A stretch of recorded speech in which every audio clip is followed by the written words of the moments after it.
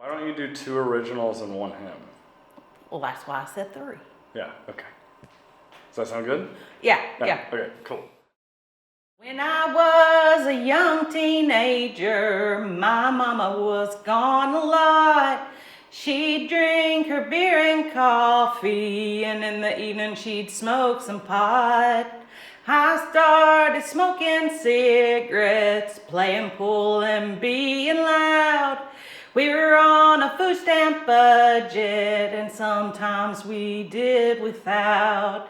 I'd lay in bed at night and stare out my window, dreaming of what my life would be like one day. Off of this hill and away from sorrow, I wondered who I'd become someday. When I was a young teenager. Okay. It was when I was a itty bitty, but that's not accurate because my mom didn't start like losing her mind until I was like 12, 13. Right. So I had to change that because I was like, well, that's inaccurate. She didn't do it when I was 5 or 6. Yeah. So I had to change it. Do you want to talk about what made you write that song? Okay. Yeah. So I wrote that song to be able to tell a story because folk songs have always told stories that people didn't want to tell. And I thought it was important for people to hear those words because a lot of people went through the same thing. And if you go through that, you feel isolated and alone. And when you give voice to that, it empowers you. Cool. Okay. Do you want to sing another one? Okay. I'm in a dark place. I wanna fly away on the wings of a bird. Leave this cold, dark world. Never show my face.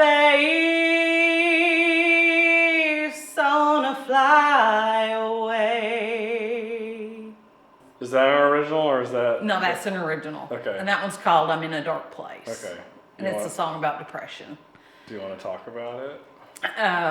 So I wrote this song because I was feeling really dark and really low, and people don't talk about the darkness.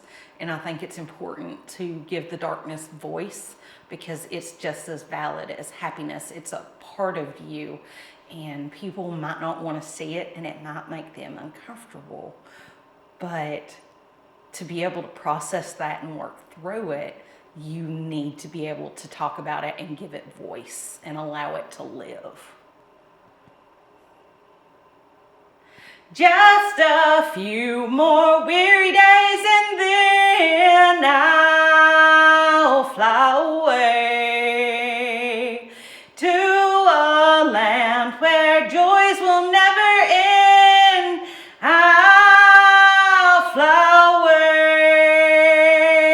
I'll fly away, oh glory. I'll fly away in the morning when I die. Hallelujah, by and by. I'll fly away, fly away. I'll fly away, oh glory. I'll fly away in the morning when I die. Hallelujah, by and by. I'll fly away.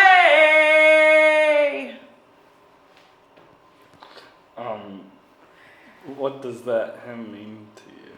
So when I feel overwhelmed and I'm ready to give up, I just have to remember that at the end of my race, one of these days, I'm gonna fly away and I'm gonna be in heaven. I'm gonna be with the Savior. I'm gonna be reunited. I don't have to deal with no more drama. I'll be able to just worship and exist in the very being of my soul, and just knowing that at the end of my days, that it'll all be over and no more pain, no more darkness, no more sickness, no more heartache. that gives me hope. Thank you. Cool. This one's called Little Bluebird. Okay. Fly, little bluebird, high above the clouds. Dance on wings of starlight, never touching down. Fly, little bluebird, sing a song of who you are. Dance on wings of starlight, in the realm of stars. Won't you fly and take me, please? Feel the sun, the wind at night, high above this cold hard ground. Please come and take me off to heaven. Life is so hard now. Take me off to heaven. Life is so hard now. Is that an original? That one is. What do you want to talk about it?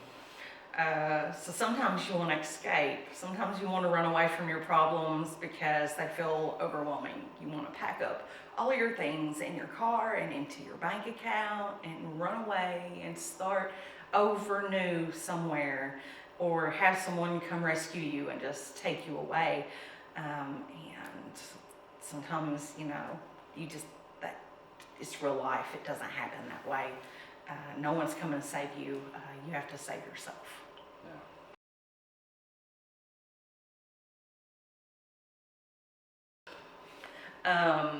When I'm in a dark place, I can sing and I can verbalize those feelings. I can give those feelings words, because a lot of times you feel so overwhelmed and you don't know how to process it. You don't know how to express that emotion. But if you hear a song that talks about pain or heartache or feeling unappreciated, or just being able to give those words verbalization, just being able to speak that truth, it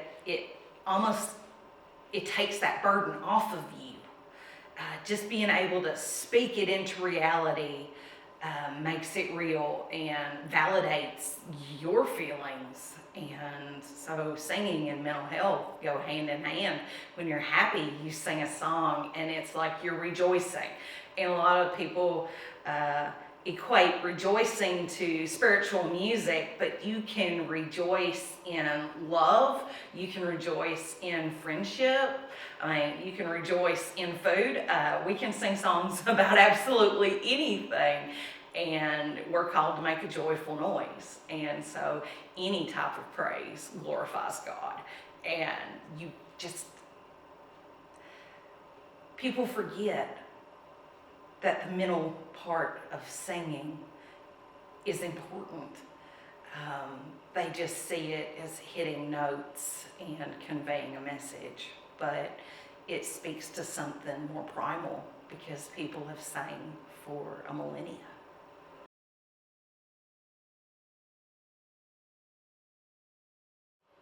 Ooh, I love singing with other people. And I love all the different voices. And I've been classically trained in choir, the SATB. Everybody has their part, everybody has their designated notes. But my favorite singing is community singing. And it doesn't matter if you're tone deaf, it doesn't matter if you're a bass, it doesn't matter if you can read music. Everybody brings forth their voice, and then you add to that, and it just builds and grows, and you strengthen each other with your voices, and it creates something beautiful.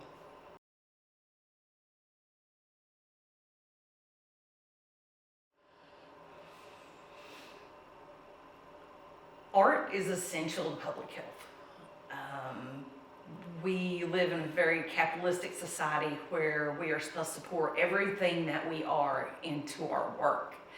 And people have forgotten the lost art forms of cooking a beautiful meal. They don't see that as art, but that can be very therapeutic. Singing songs, just being able to belt out and have that moment just takes that burden off of your mind and helps you reconnect with yourself. When you draw or when you write poetry, you are able to take those feelings and those emotions and create something real. And a lot of times people are like, no, that's just in your head. You're crazy. But if you're able to put it on paper and you're able to see it, then you can visualize what you're going through mentally. And other people might not recognize it, but you put it to paper and it becomes real.